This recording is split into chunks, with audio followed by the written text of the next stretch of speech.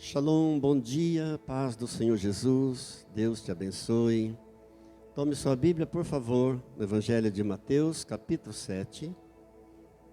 E nós vamos ler os versos 13 e 14. Mateus 7, 13.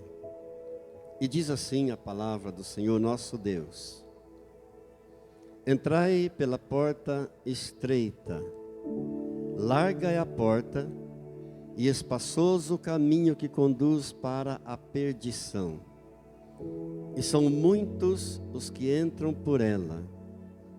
Porque estreita é a porta e apertado o caminho que conduz para a vida, e são poucos os que se acertam com ela.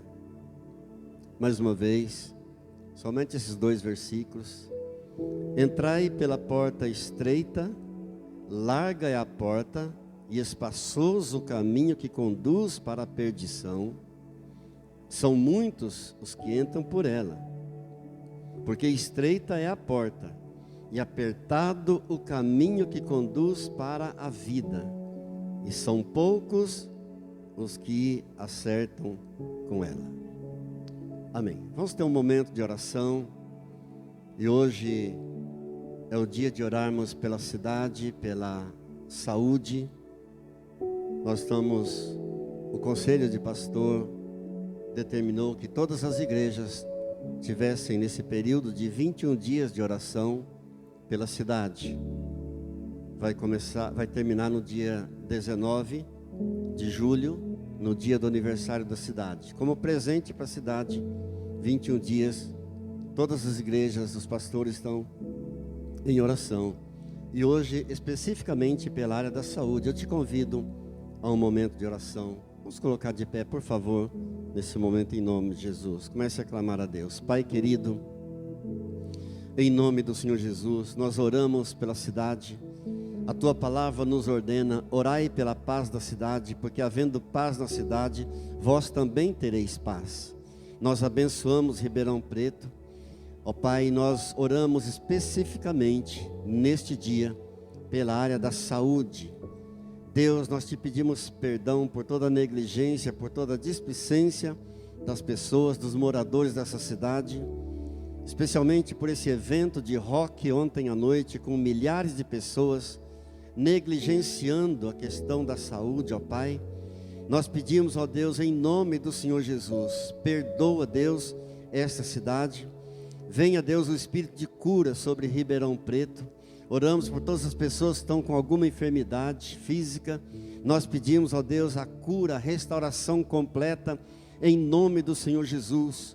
Nós pedimos, ó Deus, entra nos hospitais, nas clínicas. Oramos, ó Deus, pelas pessoas que trabalham na área da saúde, pedindo a Tua bênção, a Tua proteção sobre os médicos, enfermeiros. Ó Deus, todas as pessoas que trabalham dentro dos hospitais precisam muito da Tua graça, da Tua bênção, da Tua proteção. Nós abençoamos, ó Pai, essa cidade, especialmente a área da saúde. Ó Deus, em nome do Senhor Jesus, a Ti damos glórias, honras, poderes e louvores, em nome de Jesus. Amém. Podemos sentar. O texto que nós vamos meditar nesta manhã, muito conhecido de vocês, não trago nenhuma novidade.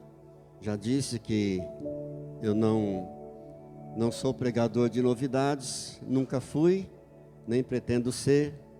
A Bíblia diz que não há nada novo debaixo do céu, mas eu tenho certeza que lições preciosas nós vamos extrair desse texto já tão conhecido de todos vocês, em nome do Senhor Jesus. Amém?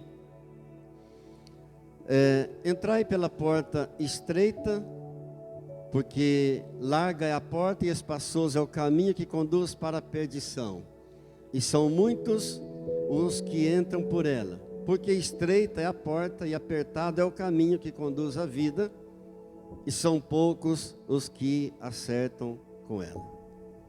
Está falando de duas portas, está falando de duas estradas, está falando de dois caminhos Mas a decisão nossa é uma só. Não existem 3 caminhos, existem 2 caminhos. Não existem 3 portas, existem 2 portas. Uma que é larga e espaçosa, outra que é apertada, é estreita. Não é como a energia elétrica, onde nós temos 3 fios, um positivo, um negativo e um neutro. Aqui não tem 3 opções, aqui são 2, uma larga e uma estreita. Não existe uma neutralidade, ou é céu ou é inferno, não tem coluna do meio. Alguns acreditam em purgatório, alguns acreditam que existe uma coluna do meio chamada purgatório. Isso é doutrina de homens, isso é dogma de homens, não é bíblico. A Bíblia não fala de purgatório, a Bíblia fala de 2 caminhos, de 2 portas, e a escolha é uma só. Aqui nós temos figuras de linguagens, novamente o Senhor Jesus, como sempre fez, usando figuras de linguagem. O que é uma figura de linguagem? Figura de linguagem é um recurso na comunicação.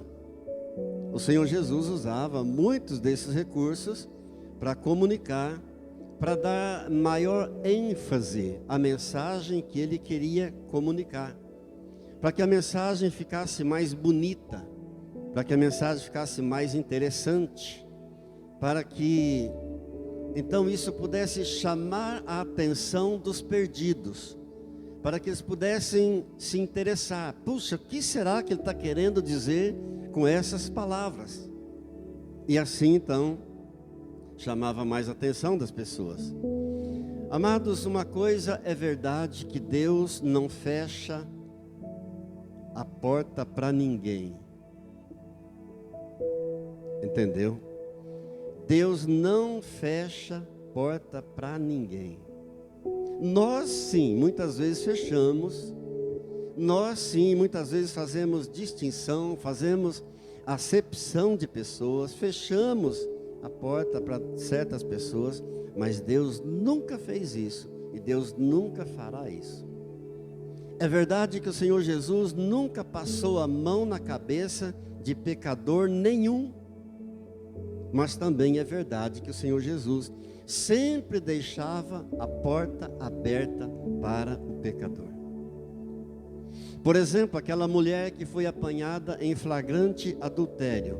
O que o Senhor Jesus disse para ela? Mulher, cadê os teus acusadores? Ninguém te condenou? Ela disse, não, Senhor, ninguém me condenou. Jesus disse, eu também não te condeno, mas vai e não peques mais.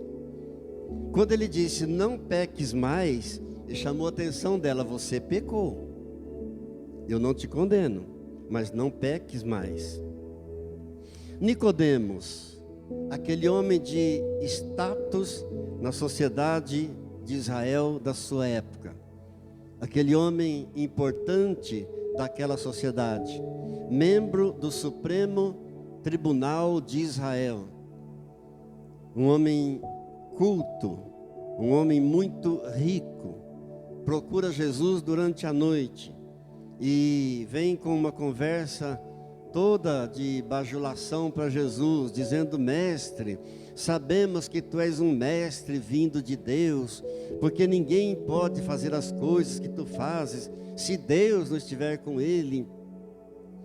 Jesus então vai direto, curto e grosso com ele e diz, olha, é necessário nascer de novo, tem que nascer da água e do Espírito, senão não pode ver o reino de Deus. Você precisa nascer de novo.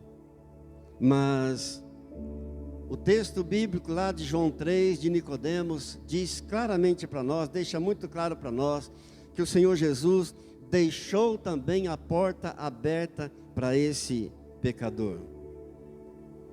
E quando nós lemos no Evangelho de João, no capítulo 19, no verso 39, onde fala do sepultamento do corpo do Senhor Jesus, quem apareceu lá no sepultamento do corpo do Senhor Jesus?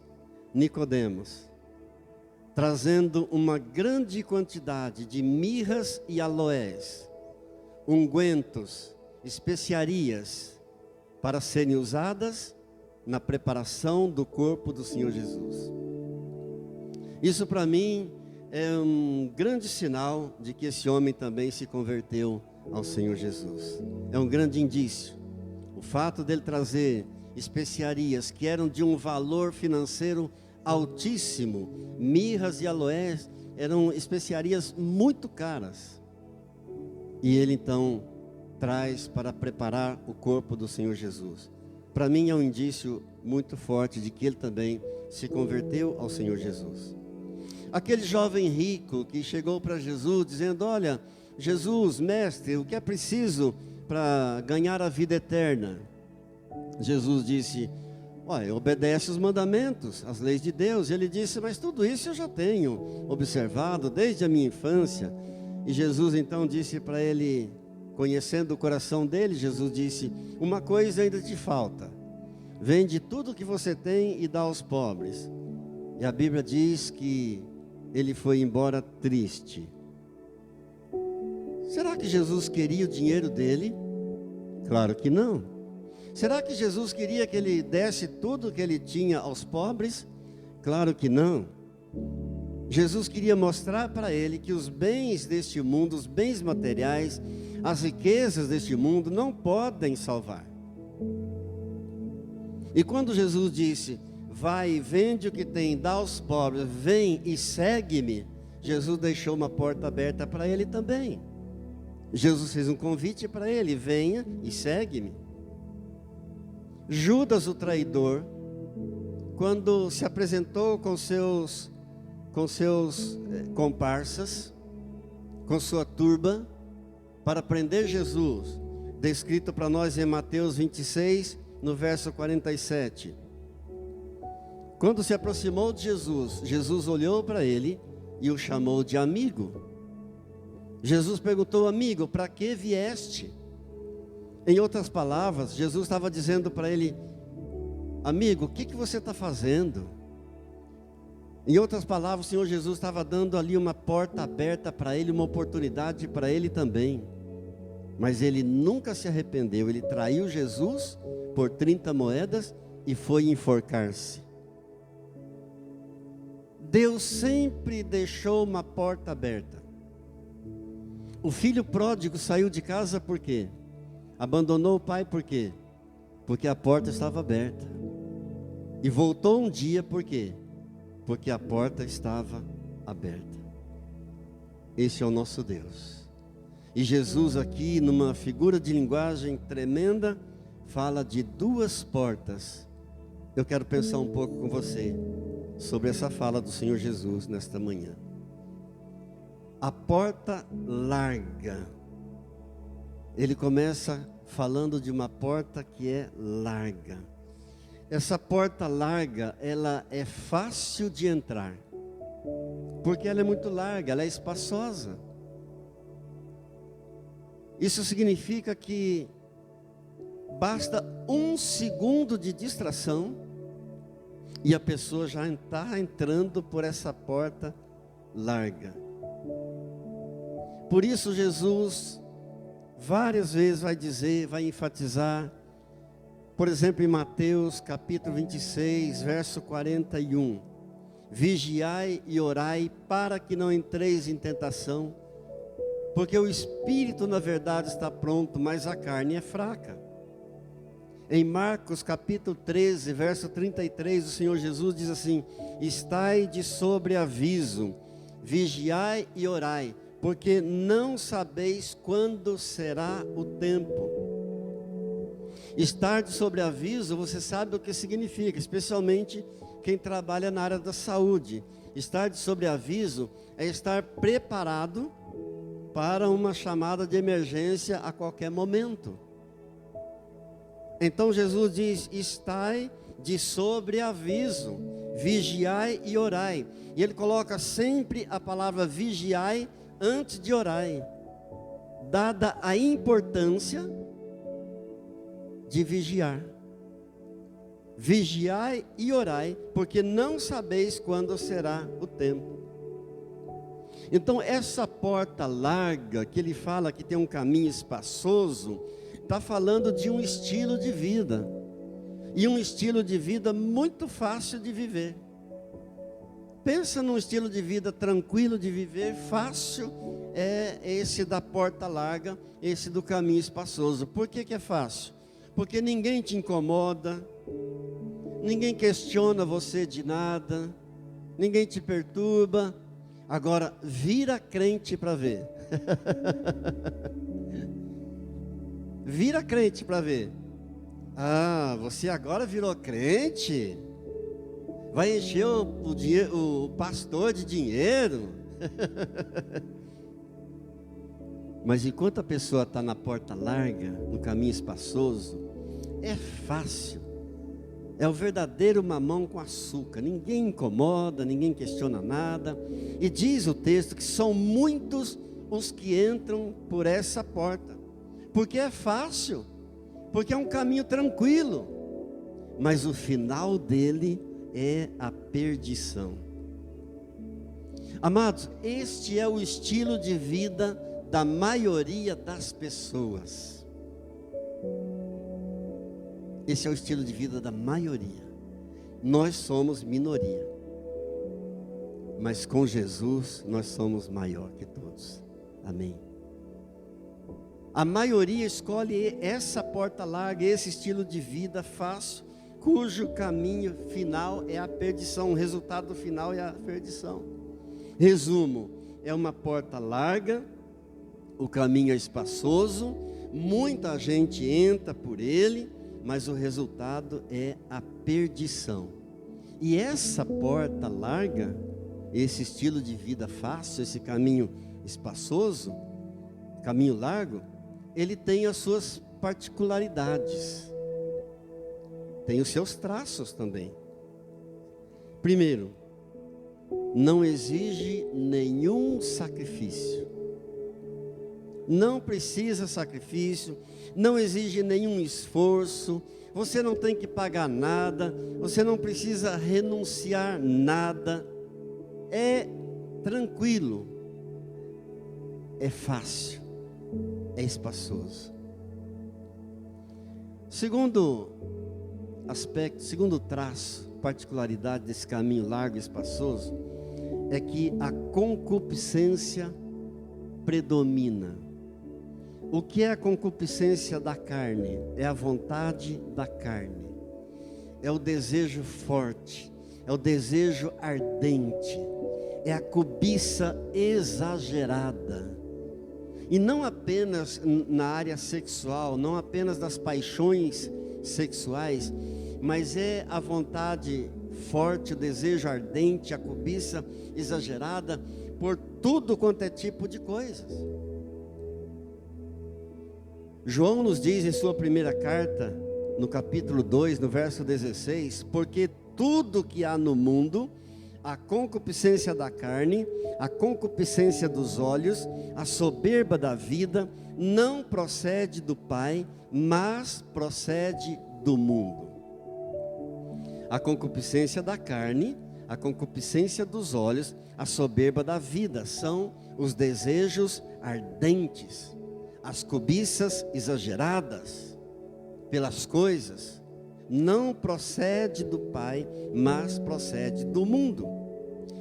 Isso significa que a concupiscência da carne, ela tem um poder, ela é muito forte e tem até um poder de interferir no sentimento da pessoa e na consciência da pessoa. Entendeu? A concupiscência da carne, a vontade da carne, ela é muito forte. E ela pode até interferir até no sentimento, na consciência de uma pessoa. Ou seja, a pessoa sabe que aquilo que ela está fazendo é errado, ela sabe que é contra, ela sabe que é pecado, ela sabe que ela não deve, mas ela faz. Porque a concupiscência da carne, a vontade dela, está mais forte do que ela. A vontade da carne já interferiu no sentimento da pessoa, interferiu na consciência. Ela faz aquilo sabendo que é errado, mas ela faz. Por exemplo, quantos morrem, e quase que diariamente a gente vê nos noticiários, porque se envolveram com uma mulher casada, com uma mulher de outro. Quantos morrem por isso? Sabendo que é errado, sabendo que não deve, sabendo que não pode, sabendo que é pecado, sabendo que está correndo risco de vida, mas a pessoa faz, porque a vontade está mais forte nela, dominou o sentimento, dominou o pensamento dela. E a Bíblia fala disso. A Bíblia fala disso. Lá no livro de Provérbios, capítulo 6, no verso 34. Porque o ciúme excita o furor do marido, e não terá compaixão no dia da vingança. Até disso a Bíblia fala. A Bíblia fala de tudo que é assunto dessa vida. Está dizendo aqui em Provérbios, capítulo 6, verso 34, que no dia da vingança, o marido traído, o furor dele excitado, ele não vai perdoar, não terá compaixão no dia da vingança. Não haverá nada que possa ser oferecido para esse marido, de furor excitado, por causa da traição. Não haverá nada que se possa oferecer para ele, para que não seja feita a vingança. Ele não terá compaixão no dia da vingança. Mas as pessoas fazem, porque esse tipo de vida, porta larga, caminho largo, ele é dirigido pela vontade, ele é dirigido pelo prazer. Aquilo que dá prazer para a pessoa, ela faz. Dá prazer ela beber uma garrafa de cachaça, ela bebe, sabendo que está ingerindo algo que está matando ela, que está destruindo o seu organismo.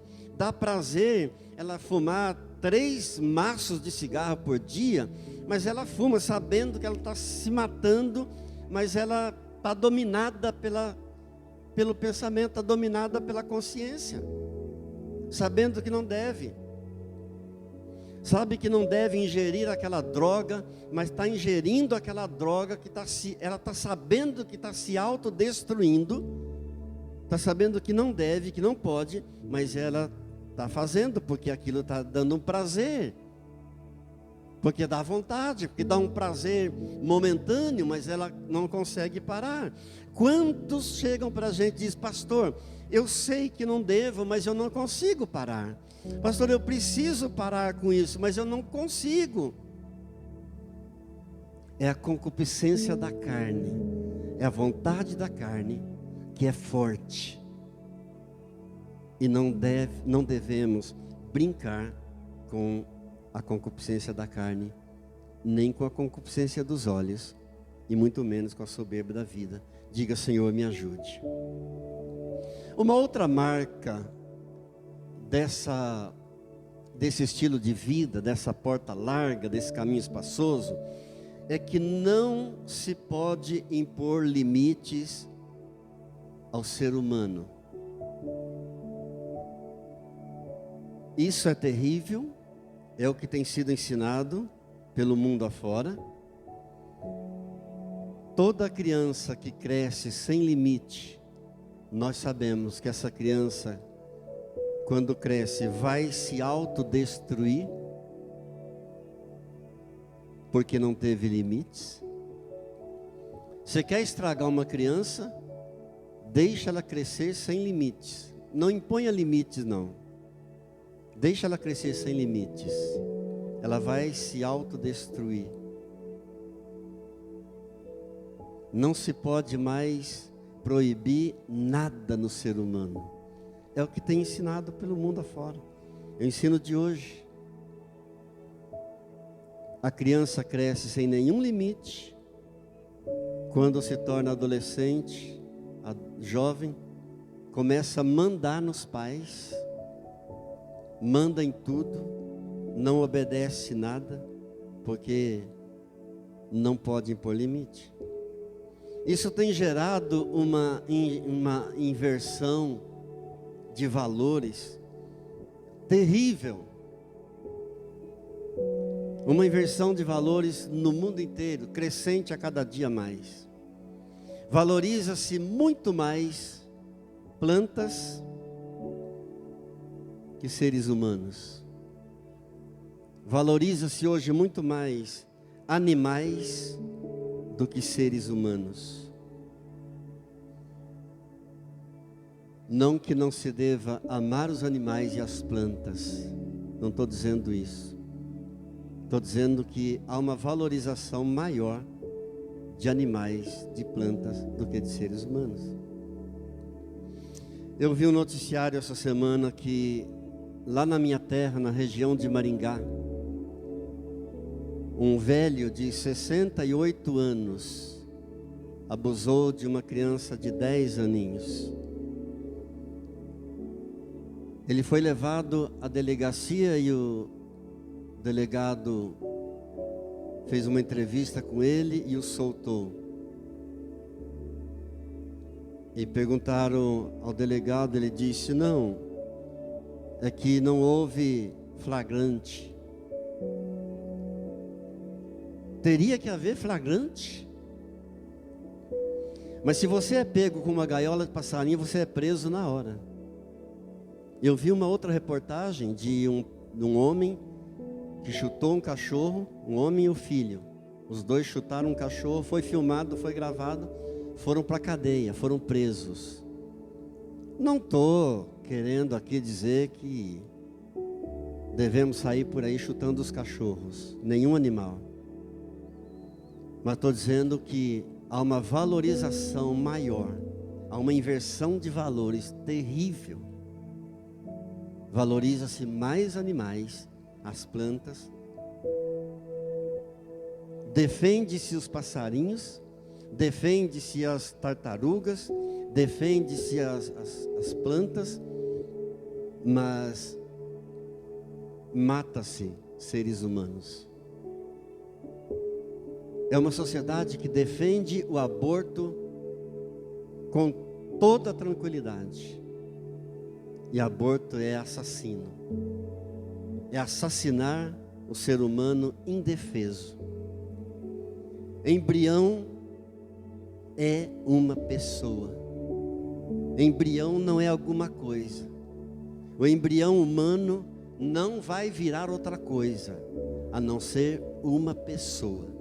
E uma pessoa não pode ser formada a não ser através do embrião. Mas a sociedade nossa hoje mata-se abertamente, livremente, o ser humano no ventre da mãe. Que Deus tenha misericórdia de nós. Nesse mundo que vivemos hoje, que Deus tenha misericórdia. Mas tudo na vida tem a semeadura e a colheita. É a palavra de Deus em Gálatas capítulo 6, verso 7. Não vos enganeis, de Deus não se zomba, porque aquilo que o homem semear, isso mesmo vai colher. O que planta na carne, colhe corrupção, mas o que planta no Espírito, colhe vida, vida eterna. Glória a Deus. Então, amados, há uma porta larga, esse caminho espaçoso, fácil, que ninguém incomoda, que ninguém perturba, que não exige nenhuma renúncia, não exige sacrifício, é tranquilo de viver. Muitos entram por esse caminho, mas conduz à perdição. Perdição aqui, sabe o que é? Perdição aqui é o inferno. Sim, a Bíblia fala do inferno também. Muitos perguntam, aliás, há muitos que não acreditam no inferno, sendo que a Bíblia fala com tanta clareza. Pastor, quem é que vai para o inferno? Todos aqueles que vivem uma vida de pecado. Entendeu? toda pessoa que vive numa vida de pecado. Eu não estou falando de pecar. Se eu estivesse falando de pecar, ninguém aqui iria para o céu, nem eu. Não estou falando de pecar, porque todos nós pecamos, todos somos pecadores. Para isso Deus enviou Jesus, seu Filho amado, para nos perdoar os pecados. Eu estou falando de uma vida de pecado. É a pessoa que peca deliberadamente. É uma vida de pecado. Todos aqueles que têm uma vida de pecado irão para o inferno. E a Bíblia diz o que é a vida de pecado. O que é essa prática? Com clareza. São muitos os textos bíblicos, eu quero apresentar para você apenas 2. O primeiro, em primeira carta de Paulo aos Coríntios, no capítulo 6, verso 9 ao 11. 3 versículos apenas, mas que vai deixar muito claro essa vida de pecado, o que é essa prática de pecado. 1 Coríntios, capítulo 6, versículo 9, diz assim: ou não sabeis que os injustos não herdarão o reino de Deus? Não vos enganeis. Está dizendo, não erre, não erreis, não vos enganeis, nem os impuros, nem os idólatras, nem os adúlteros, nem os efeminados, nem os sodomitas, nem ladrões, nem avarentos, nem bêbados, nem maldizentes, nem roubadores herdarão o reino de Deus. Tais fostes alguns de vós, mas vós vos lavastes, mas fostes santificados, aleluia, mas fostes justificados em o nome do Senhor Jesus Cristo e no Espírito do nosso Deus. Amém. Amém. Com muita clareza, com toda tranquilidade, a Bíblia fala dessas práticas todas, de uma vida de pecado. Não se engane, não erre, nem os impuros. Outras versões dizem devassos, que são aquelas pessoas que cometem as coisas mais loucas deste mundo. Nem os idólatras, aqueles que adoram os ídolos. E aqui eu quero abrir um parênteses para lembrar aos irmãos que o simples fato de um gesto de baixar a cabeça diante de um ídolo é adorar. Esse gesto, um simples gesto de curvar a cabeça diante de um ídolo, isso significa adoração. Pedir a bênção para um ídolo é trocar o Deus verdadeiro por uma estátua. É trocar o Deus verdadeiro por um ídolo. Os idólatras não herdarão o reino de Deus. Nem os adúlteros, que praticam relação sexual, relação extraconjugal. Nem os adúlteros, nem os efeminados, nem os sodomitas, os que praticam relações homossexuais. Aqui está na palavra de Deus, não sou eu que estou dizendo. Não vim aqui para acusar ninguém, eu estou apenas lendo a Bíblia. Nem ladrões, nem avarentos são os gananciosos, nem os bêbados, nem os maldizentes, os linguarudos não herdarão o reino de Deus, nem roubadores. Agora, interessante que o escritor sagrado colocou ladrões e roubadores no mesmo texto. Parece que são a mesma coisa, mas essas palavras são diferentes. Ladrão é aquele que usa de violência para tomar alguma coisa do outro, ou às vezes nem usa de violência, toma alguma coisa do outro. Roubadores são aqueles que têm alguma coisa, algum direito em suas mãos, e ele transfere para outro, ou retém para si, ou transfere para outro. Esse é o roubador. Amados, agora a continuação aqui é linda no verso 11. O verso 11 vai dizer assim: tais fostes alguns de vós, assim. Ele está dizendo, alguns de vocês foram assim. Mas vós vos lavastes, mas fostes santificados, mas fostes justificados em o nome do Senhor Jesus Cristo e no Espírito do nosso Deus. Aleluia. Diga glória a Deus. Amém. O que é que esse verso 11 está dizendo para nós? Que de toda essa lista, de todas essas práticas pecaminosas que a Bíblia está relatando para nós, de toda essa lista aqui, todos que quiserem podem ficar libertos pelo nome e pelo poder do Evangelho e pelo nome de Jesus Cristo. Amém.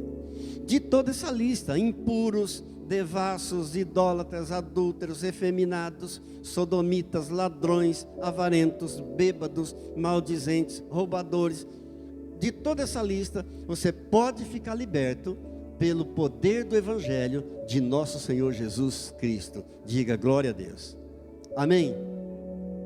Outro texto que eu quero ler para os irmãos, que fala dessas práticas do caminho largo, da porta larga, do caminho espaçoso, dessas práticas pecaminosas, é Apocalipse, capítulo 21, verso 8. Apocalipse 21, 8 diz assim: quanto, porém, aos covardes, aos incrédulos, aos abomináveis, aos assassinos, aos impuros, aos feiticeiros, aos idólatras, novamente os idólatras aparecem aqui em Apocalipse, e a todos os mentirosos, a parte que lhes cabe será no lago que arde com fogo e enxofre, a saber, a segunda morte. Quanto, porém, aos covardes, algumas versões dizem, quanto, porém, aos tímidos. E sabe o que quer dizer tímidos aqui? Aqueles que conhecem a verdade do Evangelho de Jesus Cristo. Muitos até frequentam uma igreja, frequentam os cultos, mas nunca tomam uma decisão de uma entrega total de vida a Jesus Cristo. A esses a Bíblia chama de covardes, tímidos, conhecem a verdade, conhecem o Evangelho, até frequenta a igreja, mas nunca toma uma decisão firme de uma entrega verdadeira à pessoa bendita e maravilhosa do Senhor Jesus. Amém? Quanto, porém, aos covardes, aos tímidos, aos incrédulos, aqueles que não creem em nada, que dizem, não, eu não creio em nada, eu não creio na Bíblia, eu não creio em Jesus, eu não creio em salvação, não creio em céu, não creio no inferno, eu não creio em nada. Quanto aos incrédulos, quanto aos abomináveis, abomináveis são aqueles insuportáveis, aqueles que fazem todo tipo de loucuras. Quanto aos abomináveis, quanto aos assassinos, aqueles que provocam a morte de outras pessoas, aos impuros, os que se prostituem. Aos impuros aqui, a Bíblia está falando de todo tipo de pecado da área sexual, relações ilícitas, porque a única relação lícita na Bíblia é a relação dentro do casamento. Quanto aos impuros, quanto aos feiticeiros, feiticeiro todo mundo sabe o que é. Aos idólatras, aos que adoram os ídolos, aos mentirosos, João 8,44 diz que o diabo é o pai da mentira. A mentira é um pecado terrível. aos mentirosos não herdarão o reino de Deus. A parte que lhes cabe será no lago que arde com fogo e enxofre, a saber, a segunda morte. E muitos dizem, não tem inferno, não. Isso é conversa. Inferno não existe, o inferno é aqui mesmo. Aqui você faz, aqui você paga. Vai nessa. Salmo 9, verso 17 diz assim: os perversos serão lançados no inferno, e todas as nações que se esquecem de Deus. Os perversos e todas as pessoas que se esquecem de Deus serão lançados no inferno. É a Bíblia, é a palavra de Deus. Não sou eu, estou apenas lendo o que está escrito na Bíblia. Amados, e o que está aqui na Bíblia que eu estou lendo, vale para todos, inclusive para mim. Ai de mim se eu pensasse assim, não, eu sou pastor. Ai de mim se eu pensasse assim, eu estou apenas passando para os outros. Não, pelo contrário. Como alguém responsável por orientar as pessoas,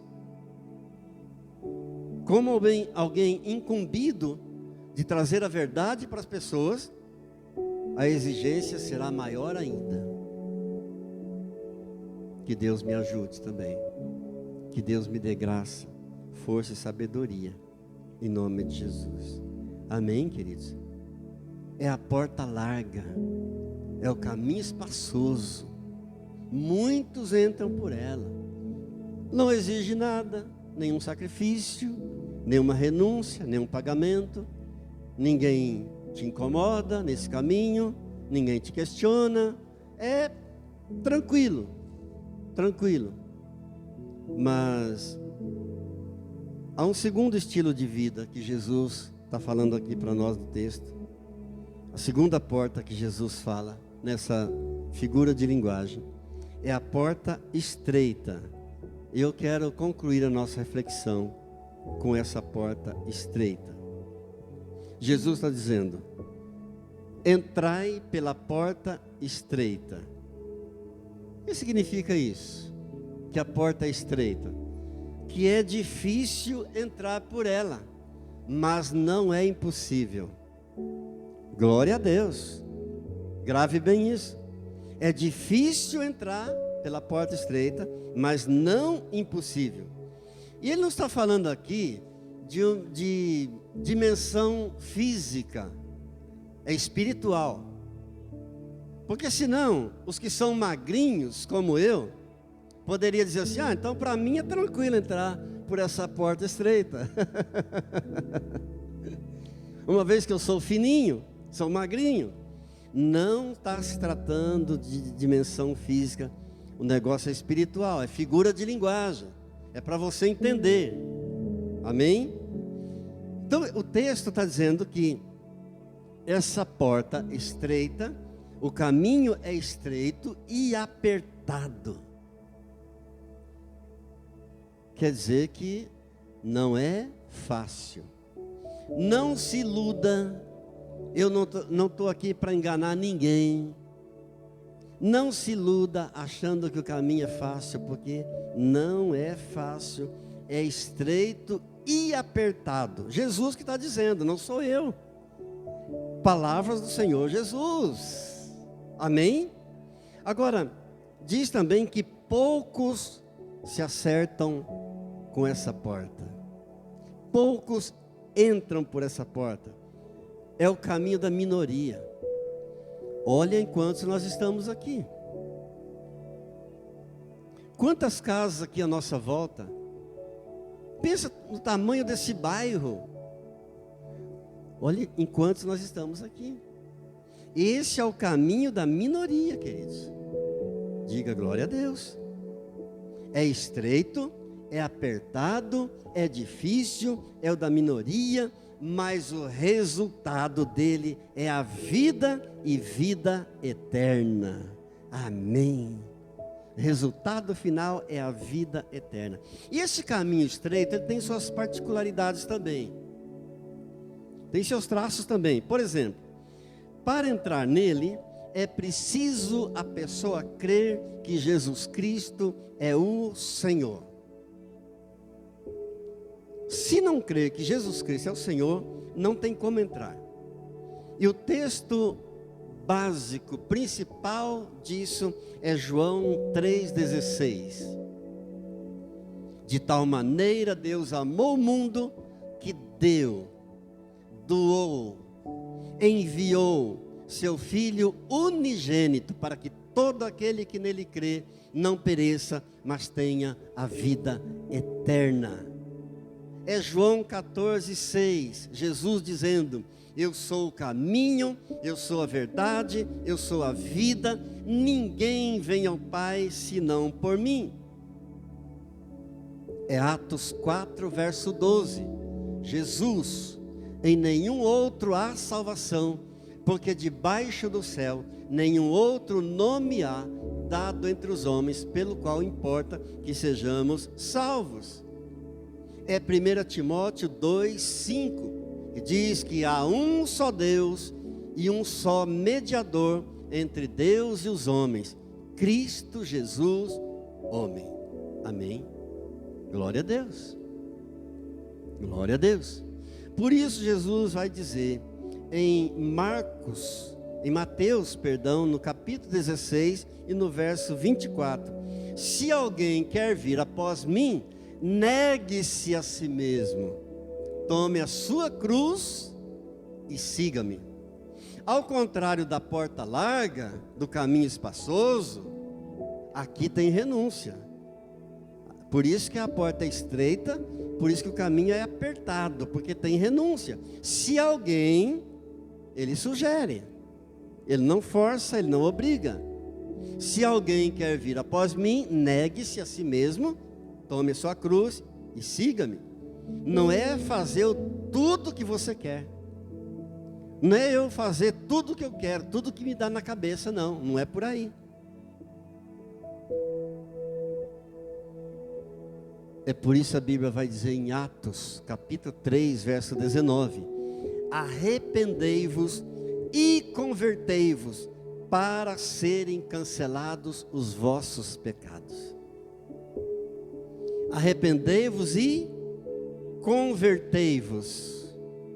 Você estava indo numa direção, você faz a conversão e você volta, você pega outro caminho. Arrependei-vos e convertei-vos, para que sejam cancelados os vossos pecados. Amados, esse estilo de vida apertado, porta estreita, caminho apertado, esse é guiado pela fé, esse é dirigido por fé. Esse é o caminho dominado pela fé e não por aquilo que nós vemos. Por isso há um hino, nós cantamos sempre aqui: não olhe as circunstâncias, não. Eu olho ao meu Senhor, porque esse caminho, ele é movido por fé e não por aquilo que nós vemos. Diga glória a Deus. Glória a Deus.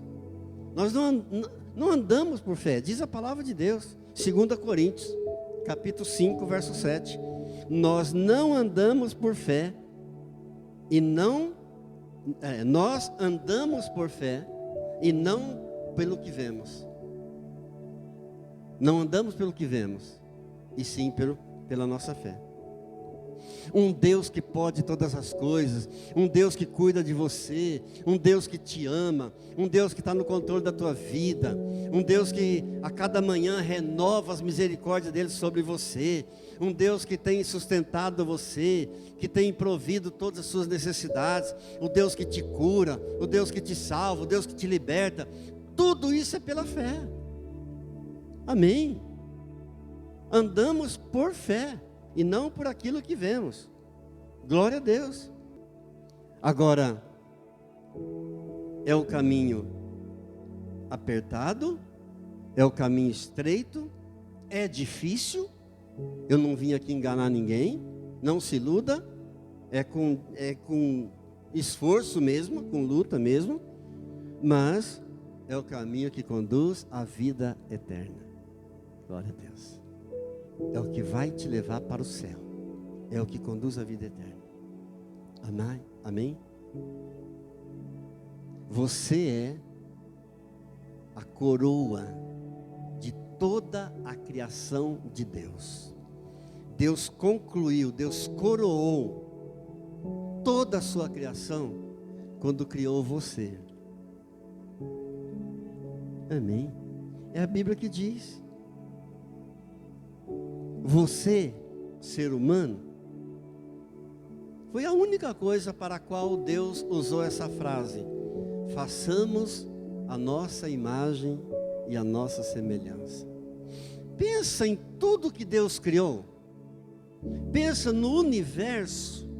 Pensa nas galáxias, nos astros todos, as estrelas que Deus criou, o sol, os mares que Deus criou. Pensa em tudo que Deus criou. A única coisa que Ele usou essa palavra foi para você, para mim, ser humano. Façamos a nossa imagem e a nossa semelhança. Você é o que de mais precioso Deus tem. Amém. Glória a Deus. Você é o que de mais belo, de mais valoroso, de mais precioso para Deus. Diga graças a Deus. Por isso estamos aqui. Amém? Estamos aqui, com esforço, com luta, com sacrifício, se for necessário, mas estamos aqui no caminho, porque é o caminho que conduz à vida, que conduz ao céu. Pastor, e como é o céu? Será que a Bíblia fala do céu? E como fala? E como a Bíblia fala do céu? Eu vou citar apenas 2 textos aqui para você. Em muitos textos a Bíblia fala do céu, mas a Bíblia diz que é um lugar onde você viverá em um estado de glória, onde você viverá em um estado de perfeição absoluta, onde você viverá em um lugar de perfeição, de glória, de felicidade absoluta e eterna. E eterna. Grave bem isso. Céu, na Bíblia, a palavra de Deus, é o lugar onde você viverá em um estado absoluto e eterno de felicidade, de glória, de perfeição. Diga louvado seja Deus. Está lá em Apocalipse. Apocalipse 21:4. Diz que ali no céu, fala do céu, Deus mesmo enxugará dos teus olhos toda lágrima. Ali não haverá mais morte, nem luto, nem pranto e nem dor, porque as primeiras coisas já passaram. Estamos aqui por um períodozinho, vivendo as primeiras coisas. Lá, as primeiras coisas já passaram. Não haverá morte, nem luto, nem pranto e nem dor. Diga graças a Deus. Amém. Amados, vale a pena, vale muito a pena a gente se esforçar um pouco mais.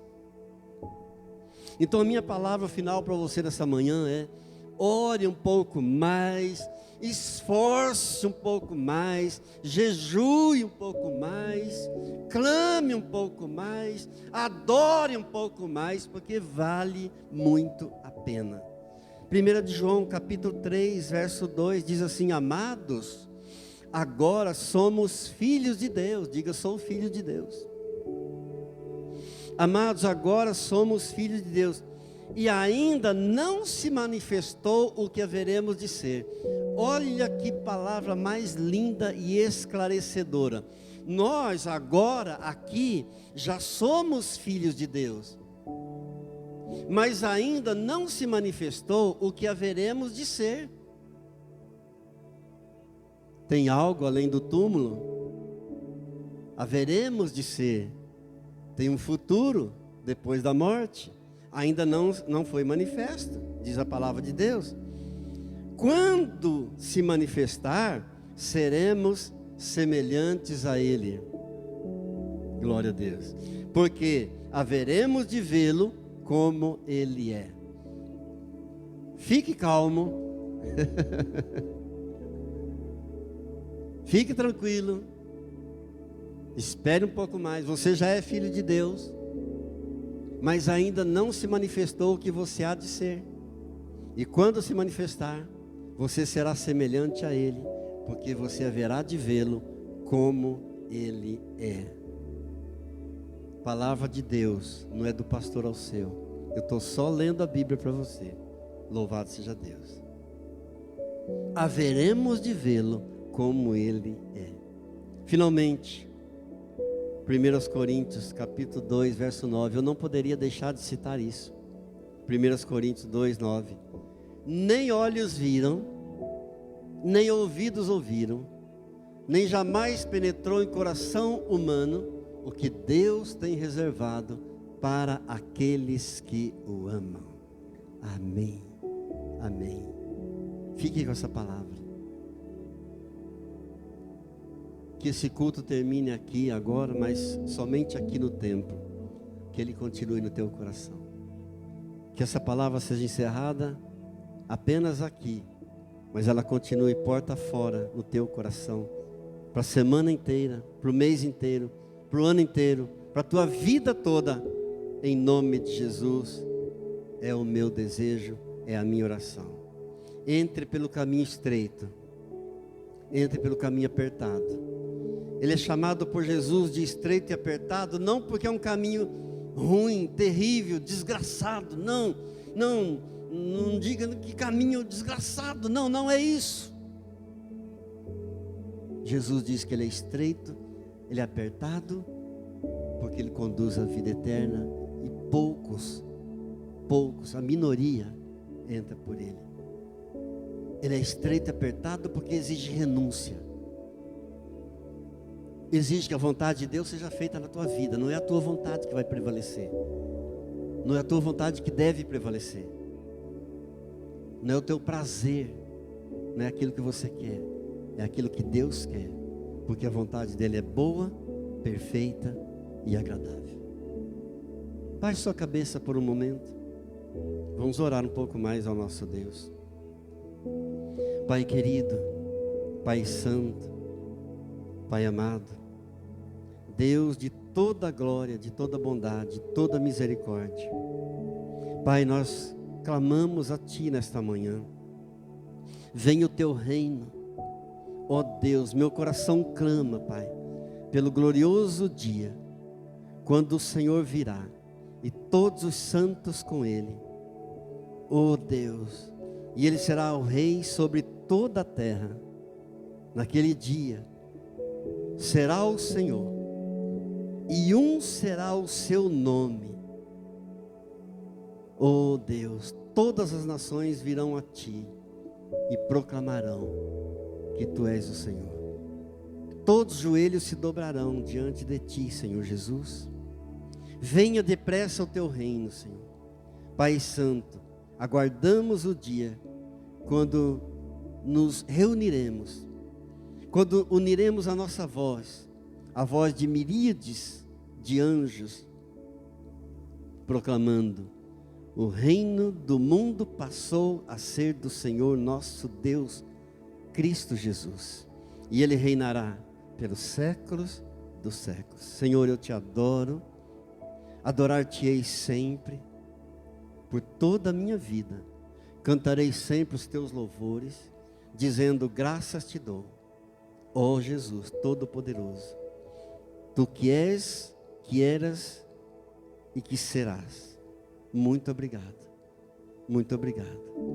porque o Senhor tem se tornado, ó Deus, o único Deus na minha vida, desde há muito tempo, e eu vou continuar proclamando isso, que o Senhor será sempre o meu Deus, o meu Senhor, o dono da minha vida.